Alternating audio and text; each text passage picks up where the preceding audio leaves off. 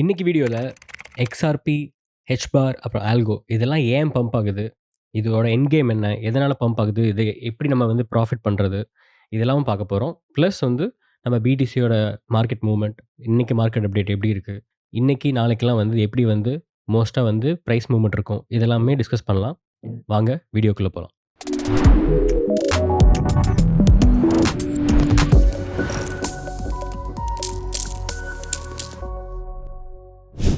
First XRPலாம் பார்க்கறதுக்கு முன்னாடி நம்ம வந்து BTC வந்து ஃபர்ஸ்ட் பார்த்துரலாம். ஏன்னா BTC வந்து பிரைஸ் வந்து நம்ம சொன்ன மாதிரியே நேத்து சொல்லியிருந்தோம் நேத்து வீடியோல வந்து ரேஞ்ச் பவுண்ட் ஆகுன்ட்டு. ரேஞ்ச் பவுண்ட்னா பேசிக்கா வந்து இந்த 85,000 சப்போர்ட்க்கும் 93,000ல இருக்க ரெசிஸ்டன்ஸ் இதுக்குள்ளேயே பிரைஸ் வந்து ரேஞ்ச் ஆயிட்டு இருக்குன்னு சொன்னோம்.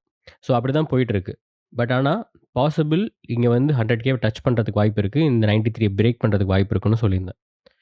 இங்க வந்து என்ன சினாரியோனா 93,000 வந்து நெறைய லிக்விடிட்டி இருக்க இடம். ஸோ இந்த இடத்துல டச் பண்ணிட்டு பிரைஸ் கீழயும் வரலாம். மறுபடியும் இன்னமும் ரேஞ்ச் பவுண்ட் ஆகலாம். ஆனா எண்ட் ஆஃப் தி வீக் வந்து இத பிரேக் பண்ணிடும்னு நான் நெனைக்கிறேன். இப்போ வீக்லி சார்ட் பார்த்தீங்கன்னா, இப்ப தான் வீக்லி சார்ட் வந்து ஸ்டார்ட் ஆயிருக்கு. இன்னும் வந்து பிரைஸ் மூவ்மெண்ட்ஸ் ரொம்ப ஸ்ட்ராங்கா தான் இருக்கு. மனி ஃப்ளோ ஏறிட்டே இருக்கு.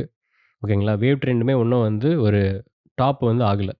ஸோ நான் என்ன நெனைக்கிறேன்னா, பிரைஸ் வந்து மோஸ்ட்டா இப்போ இந்த இடத்துல இருந்து 93 ஃபர்ஸ்ட் டச் பண்ணோம். 93க்கு அப்புறமேலு பிரைஸ் கீழ வரலாம்.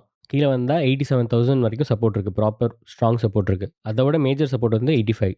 ஸோ ஃபர்ஸ்ட் இங்க எவ்வளோ வாலடைலா இருக்குன்னு பார்க்கணும். பிரைஸ் வந்து இங்க ரொம்ப வாலடைலா இருந்துச்சுன்னா, பிரைஸ் கீழ வரும். இங்க வந்து செல் பிரஷர் கொஞ்சம் வந்து நல்லா கவனிங்க. செல் பிரஷர் கொஞ்சம் அதிகமா இருந்துச்சுன்னா, பிரைஸ் கீழ வரதுக்கு தான் சான்ஸ் இருக்கு. மறுபடியும் ரேஞ்ச் பவுண்ட் தான் ஆகும். ஸோ நீங்க ஆல்ரெடி ஒரு பெரிய லாங் பொசிஷன்ல இருக்கீங்க. ஸ்விங்ல இருக்கீங்கன்னா, நீங்க ஜஸ்ட் வந்து ஹெட்ஜ் பண்ணி ஷார்ட் பொசிஷன் மட்டும் எடுங்க. வேற எதுவும் பண்ண வேண்டாம்.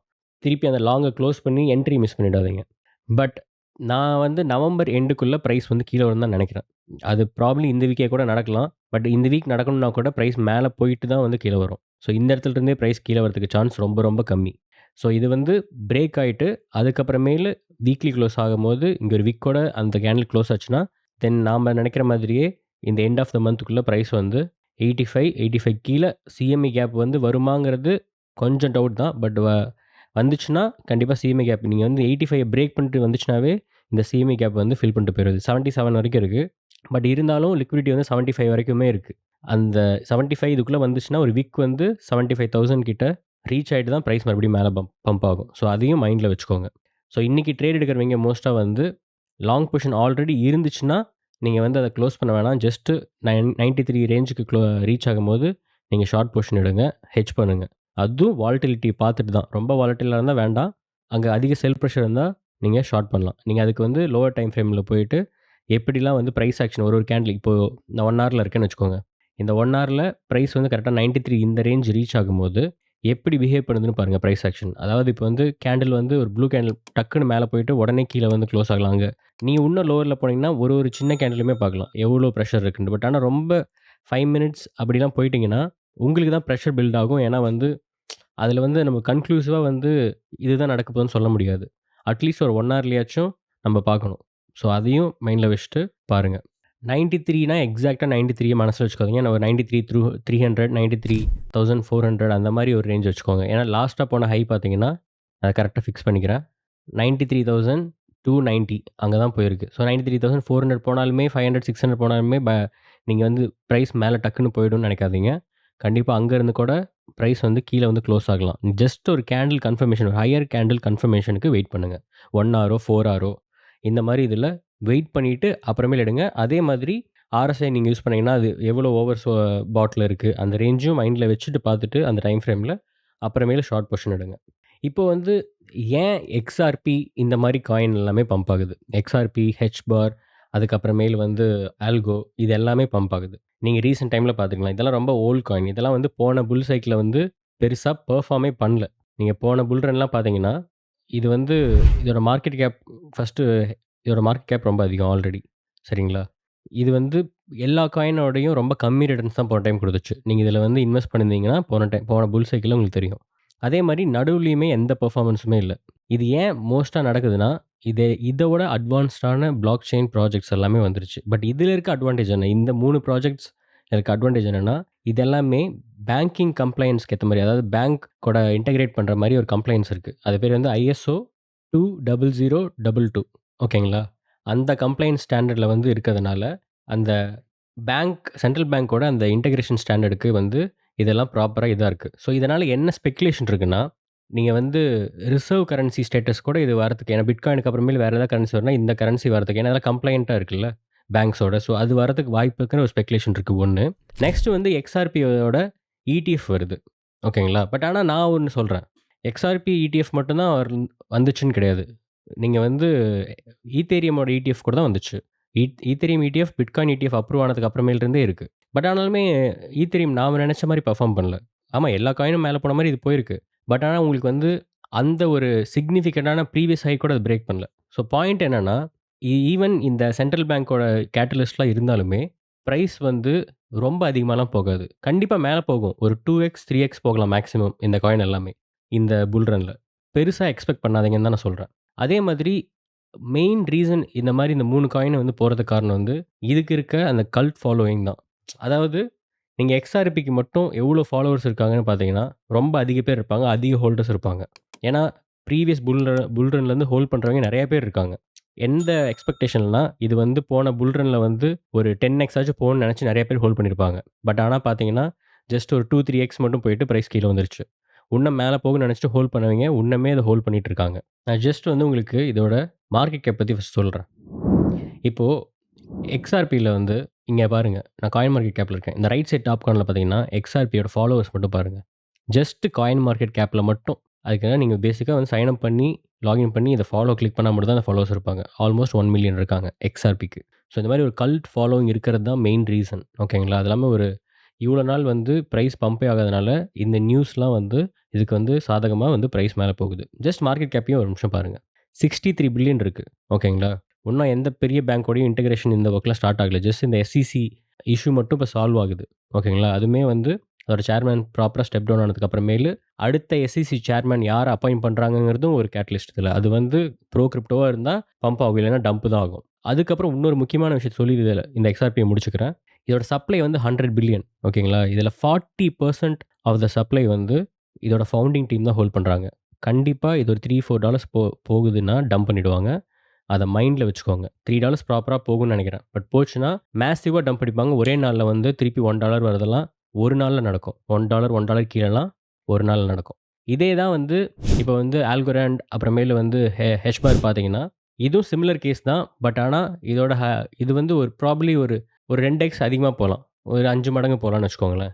ஜஸ்ட் ஒரே ரீசன் தான் மார்க்கெட் கேப் கம்மி. சப்ளையும் கொஞ்சம் லிமிட்டட். அதனால தான். அந்த ஒரு ரீசனுக்காக மட்டும் தான் சொல்றேன். ஸோ இத தவிர இன்னொரு விஷயம் சொல்லணும்னா, எக்ஸ்ஆர்பிங்கிறது அந்த காயின் வந்து உங்களுக்கு ஆக்சுவலா அந்த கம்பெனி கிடையாது. எக்ஸ்ஆர்பி அவங்களோட டோக்கன். சென்ட்ரல் பேங்கோட அங்க ரிப்பிள்ங்கிற கம்பெனி தான் வந்து இது பண்ண போகுது. ஸோ ரிப்பிள் ஆல்மோஸ்ட் வந்து ஸ்டாக் நாஸ்டாக்ல வந்து லிஸ்ட் ஆக போறாங்க. ஒரு பப்ளிக்கா போக போறாங்க. அப்படி போகும்போது எல்லாரும் ஸ்டாக்க வாங்குவாங்களா? இல்ல கிரிப்டோ அவங்களோட எக்ஸ்ஆர்பி கிரிப்டோ வாங்குவாங்களாங்கிற ஒரு கொஸ்டினும் இருக்கு. ஸோ இதையும் நம்ம மைண்ட்ல வச்சுக்கணும். ஸோ இந்த ரிஸ்க் எல்லாமே இருக்கு. நான் இத பம்ப் ஆகும், இத வித்துருங்கன்னு நான் சொல்லல. பெரிய எக்ஸ்பெக்டேஷன் வச்சுட்டு ஹோல்ட் பண்ணாதீங்க. அத நான் வந்து திருப்பி திருப்பி சொல்றேன். இது இந்த 3 காயினுக்குமே.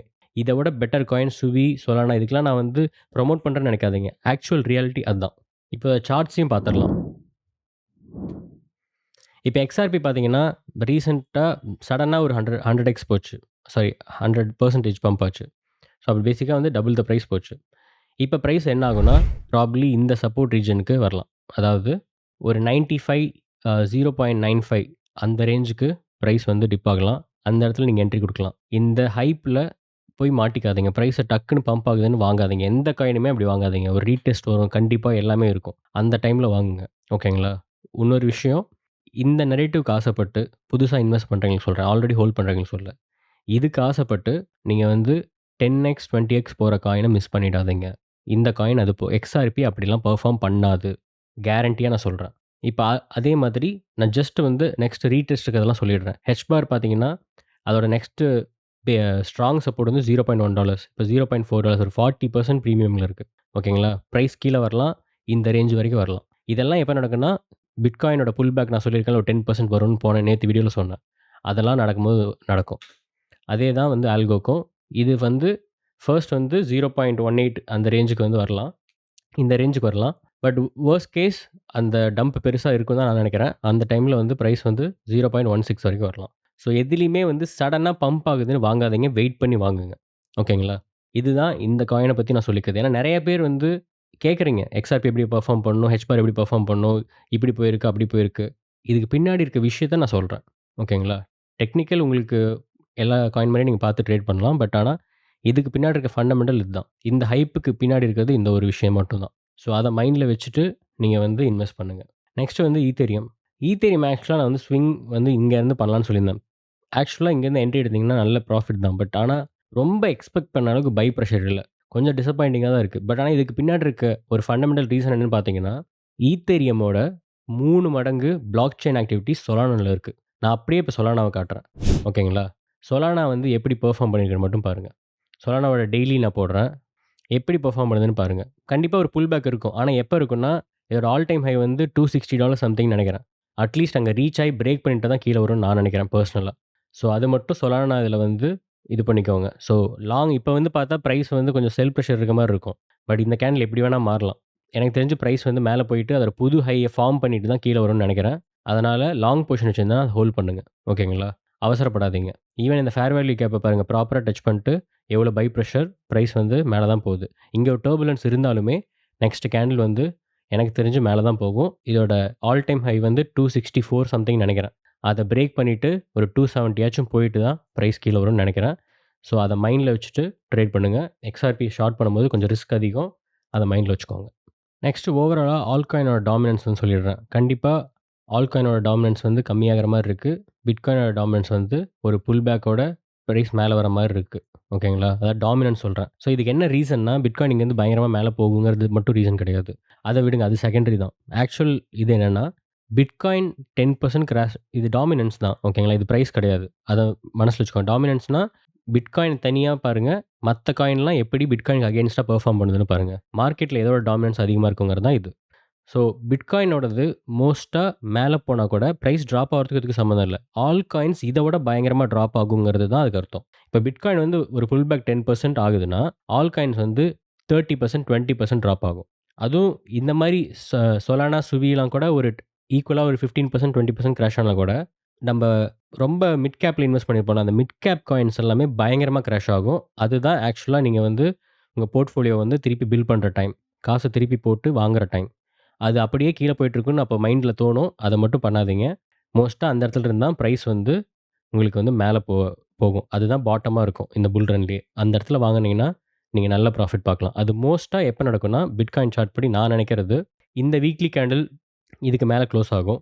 இதுக்கு மேல க்ளோஸ் ஆனா, ஜஸ்ட் ஒரு 100K போறது ரொம்ப தூரம்லாம் கிடையாது. ஓகேங்களா?